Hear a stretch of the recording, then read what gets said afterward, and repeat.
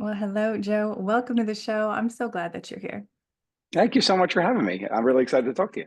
Yeah. So, obviously, your comedic background is widely known through Impractical Jokers. How did comedy, though, influence the writing of your new children's book, Where's Barry?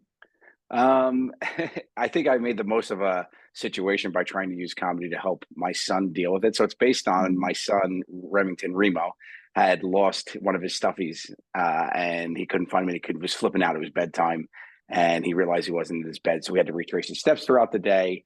And I was trying to teach him how to calm down and relax and just think it through. And I was so happy we actually found it because I don't know what we would have done if we didn't. Every parent knows the importance of that stuffy, Yeah. right?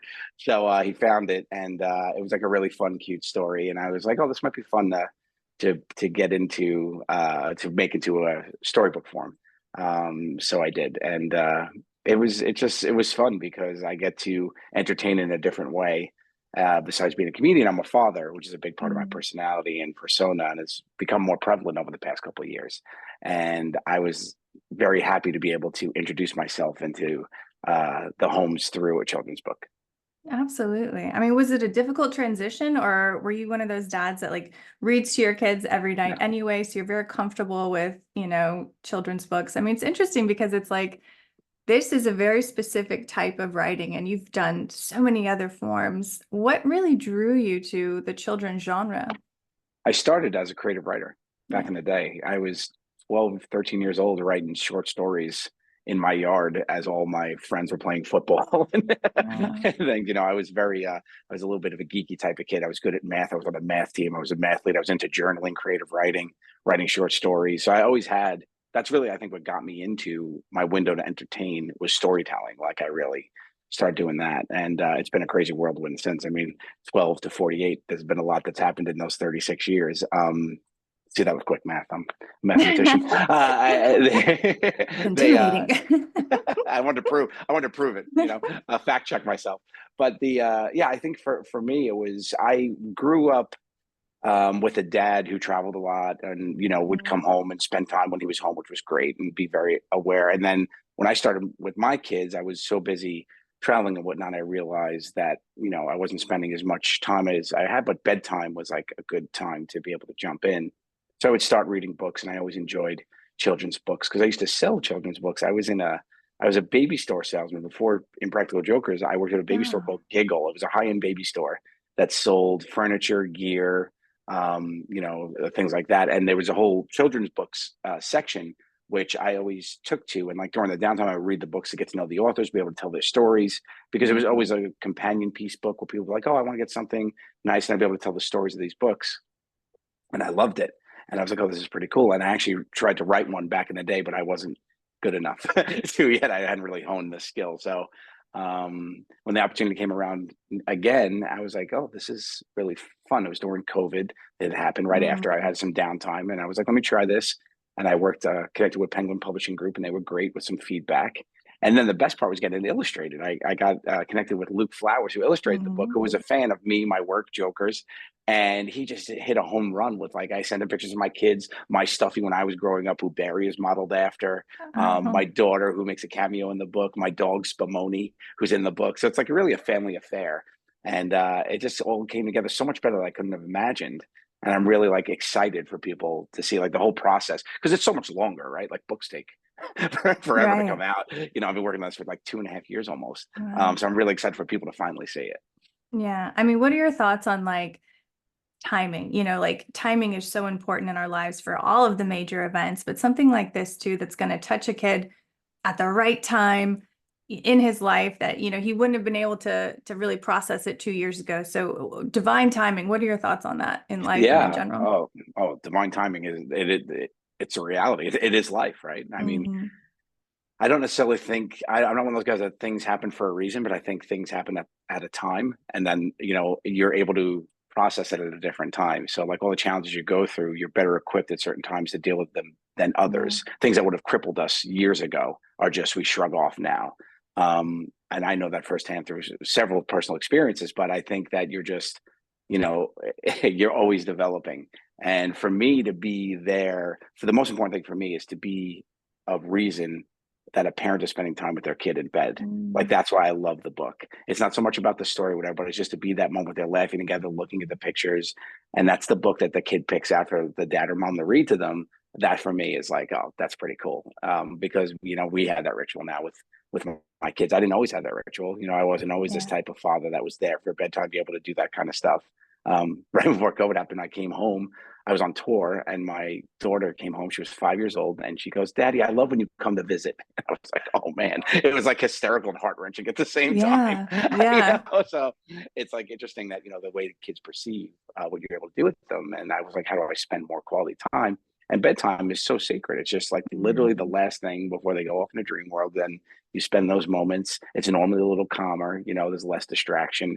You get the best questions from them. You get the conversations are always so interesting, and hear about the day and stuff. So I'm very excited to be part of that ritual with this. Yeah. Do you think, I mean, it's well known that comedians are some of the most intelligent people in the world, and that's why they're so funny You because said it. You no, said it's true. it. Well, it's true though. Do you think like your intelligence and your connection to comedy has enabled you to see the world in such a way where you did notice that moment when she did say that line and you were like, oh my gosh, this is such a broader moment that I need to really look at and really embody so that I do have the best relationship with my children. So I do ritualize bedtime and story time because in that little split second of a moment, most parents would be like, oh yeah, that's funny and move right on, but you caught it and you saw it. Do you think that comedy and just your overall intelligence as a human captured that the way you see the world? Yeah, I mean, to take that to take that moment and turn it into a reason of awakening in a sense, or just being like a change needs to be made, or to think about like how could I be better. Yeah. Sure, but I mean, the argument could be made that how did I get to that moment by ignoring all the signs of the way I know. But I do think, I do think that people interpret moments in a way that Hmm. define a path, right? It's all Yeah. built upon moments. Those are your stepping stones more than anything. It's how you deal with each moment. Everybody's like, oh, what am I going to do when I grow up? Right. That's the big thing. And like the truth is, you have no idea. There's no way to know. I have an accounting degree from college. Yeah, right. Of There's course no you way do. to, right. Yeah, right. There's no way to know. There's no way to know. There's no like defined thing. It's just like each moment piles upon itself, like these Legos that you're building to become your life. So I think reacting to each moment and taking in the moments is as important as thinking about the big picture. 100%. And that's something that I found within the book is that message of mindfulness and breath work and just calming down. And I love that it's not even like marketed in the title. You don't even really know that that's going to be there in the book, but it's such a huge lesson. Why was Yeah. that important for you to touch on mindfulness, to teach that not only to the kids, but to the parents reading the book? I think it's the most important thing to do as a parent, equip them with coping mechanisms, hands down. I think my father passed away when I was 19. No one has had an impact in my life as much as someone in 19 years that my father had. And even after, I've been alive longer than he's gone, and he's still probably the most important person in my development of who I am. And I just think like that is a big part of the whole thing. It's like he's taught me how to deal with things, how to approach things, how to work through things. And I think that is our legacy as parents. That's what you're leaving behind. Everything else doesn't matter. Like that is what you're leaving behind. You're leaving behind, the biggest compliment you get as a parent is what would my dad do or what would my mom do? I mean, Mm, that for me is a thing. Like I always thought like that. I was like, all right, my dad was here. What would he do? Or what would, my father always said something very funny to me that always developed into how I would be. He would say, "Well, would you do that if your mom knew, or would you do that if your dad knew?" Like it'd be funny. It was like he's like, "Are you acting in a way? If you turned around and your mom was looking at you, would you be mm, embarrassed, or would you be like, oh, I shouldn't be?" And I was like, "Wow, that's just this very."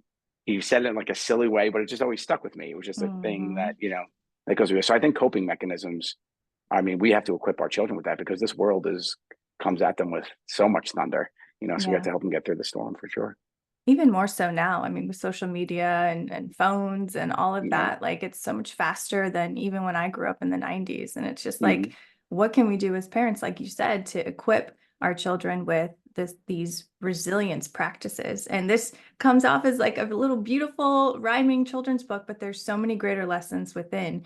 Did you know that when you were writing it? Did anything surprise you when you were writing this?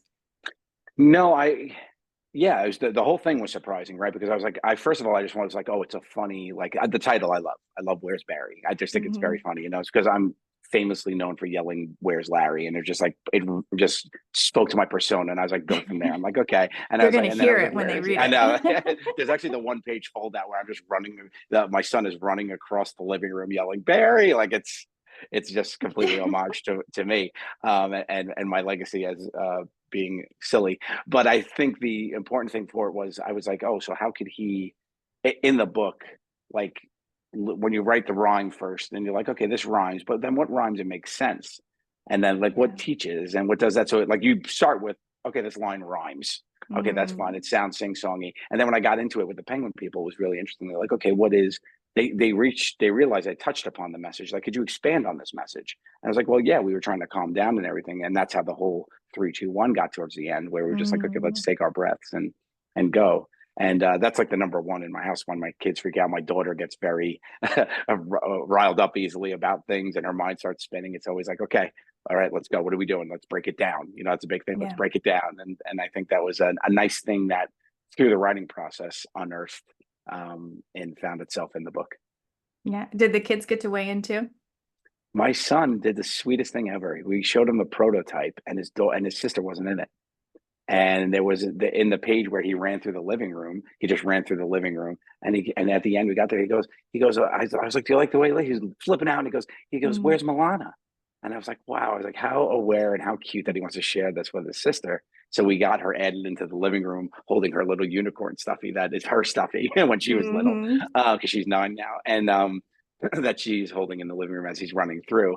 And it was just such a sweet moment. And then I actually videoed the first time they saw the concept book, and it's on my social media, and you can see my daughter sees herself and goes, oh, that's me. And that happened because my son was so cute and gave the feedback. And then when they drew the first Bearry, I showed the kids the Bearry, and they gave the Hmm. feedback. They're like, oh, and they gave me a couple concepts, and they helped me pick which ones they liked and what things. So it was very collaborative with the children, which was great. I love that. I mean, this could be the start of like a whole series, and you Yeah. could do that with your kids. Talk about a legacy. Yeah, for sure. I had so much fun doing it. Like, I've been very fortunate in my career to be able to do many different avenues, be it the show or stand-up comedy, which I'm, been doing my touring with, or the children's book. And it's just like, oh, this is really fun, different formats. Or my podcast. Like, I Mm. didn't know I was gonna like podcasting as much. So it's Yeah. like a fun thing that you're able to go on. And this was like struck a chord for me for sure. I was like, this isn't gonna be my only children's book. Yeah, I mean, because I was going to ask, you've always been a creative person. That is your work, is to create content and create things that make people laugh and smile and think about things. What does a creative life look like for you now when you're not, doing the show and touring? uh, Unbelievable potential that I didn't realize there was. Like, when you're focused on something for so long, and then you just take the top off. It was like Yeah. a confetti spray of different ideas and different things that I wanted to tap into. Be it, writing. I really got back to writing now that I Mm. think about it, talking to you. I wrote a couple movie scripts because I got into the whole thing. When I grow up, I want to be a director. That's why I got into entertainment. Movies were always my thing. I always want to be a Hmm. filmmaker. And then I had a little bit of a detour with Jokers. But like, I wrote a couple scripts. I wrote this book. I wrote some short stories. Um, Developed some. A lot of it open just to open a computer, pen and paper, and I was like, wow, Mm. I haven't written without purpose for a while, if that makes Yeah. any sense. Yeah. Like, it was just like, what am I thinking about? Let me write that. Not like, oh, what's this joke we could do in the supermarket, or what's this punishment I could have for my friend. It was like very defined creativity. And now to have it just open, I was like, oh, this is wow, there's a lot in here. Let's just go. So it was, in the beginning, the first year was just like blah. I Wow. wrote my hour of stand up. I wrote the two film scripts. I wrote the Where's Barry book. I wrote a bunch of stuff, and it was like, this is fun, and it reinvigorated me in a way creatively that made me very happy. It fulfilled a piece of me that I didn't realize was being ignored. Where do you get this river of creativity and energy? I mean, do you do certain things in your routine to ensure that your body feels good, that your mind is sharp? I mean, do you have any like favorite supplements or routines? Like, let us For know. sure. My favorite supplements for sure are desserts. I mean, it's cookies and cakes, and coffee. That's really how I get through everything. Coffee and cannolis really are the Joe Gatto story. Um, no, I don't. I've never was just. I think it came from my parents too. I don't remember my mom being a sleeper. I'm not a much Mm, like I'm a 5 hour to 7 hour and also like interrupted sleep. Like I'll wake up and I'll work at night. I always did that, which I'm against the like, I'm like, oh, I need my 8 hours to get refreshed. Like I don't. I'm a napper though. Like in the middle of the mm, day, I'll shut it down for I feel like if I get 20 minutes to 40 minutes and be able to nap and like recharge, that for me is better than an 8 hour sleep. Like if I'm able to do that, mm. grab one of my dogs, pet, relax. I think my dogs are definitely therapy. I think for Yeah, sure. I got my absolutely. Spumoni and Biscotti, my puppies are definitely, I mean, I got a bunch of them, but those are my two that are my therapy ish dogs. I think that for sure is something. And definitely, I don't drink much besides water and coffee. For a Mm, while ago, I was drinking like sodas and all that stuff, and I had cut all that out. I dip in and out of veganism. Like I'm vegan right now, yeah. because it always makes me feel better. I feel like the Hmm. most healthy I've been, but then I also miss like a good piece of fish and a good cake. So like I'll dip in and out of it. But for the most part, I'm either pescatarian or vegan. Mm. But right now, I think sometimes that helps. It recharges. And a green juice at breakfast. If there's a good fresh green juice, that's what I do. But for mostly it's sweets. Sweets keep me going. I love that. I love, and going back to intelligence, Einstein was the same way. He would nap for like 20 minutes at a time and he would then be able to go, go, go. Oh, So I have to talk to you're you more often. You're basically making me feel so Einstein. good. I'm the Einstein of comedy. You heard it here first. This is unbelievable. Oh my gosh. So we are almost to the end of time here. Joe, what do you hope? We kind of touched on it, but what do you hope, honestly, that children and their parents get from reading this book? Time together for sure. I Mm, think it's it's not a heavy message book. It's not, I feel like that's one big thing too. There's messages coming at everything at children from everywhere that are very heavy. I've had there's a lot they have to deal with, and I get that. But I feel like sometimes you just need something to sit down together with, spend some time, smile, and point at the pictures. And I'm very happy with what I accomplished with Where's Barry. I think there's that. There is a nice little message to it. It's not heavy handed. If you get it, you get it. If you don't, you don't. The pictures are still fun. The story's still funny. So I think for me, it's really just quality time that parents could spend with their kids reading this.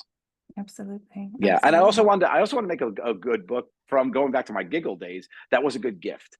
Visually, it's very fun. It's a fun book to give because a lot of Hmm. people like that was always my favorite thing to recommend people to give to people who are having children or birthday parties, 1, 2 year olds. What are you going to get them? I'm like, get them a book because it Yeah. comes in like it's a very fun gift too. So I want to make sure the cover was fun. It had a lot of fun content, so it's pretty giftable too. So that was also important to me.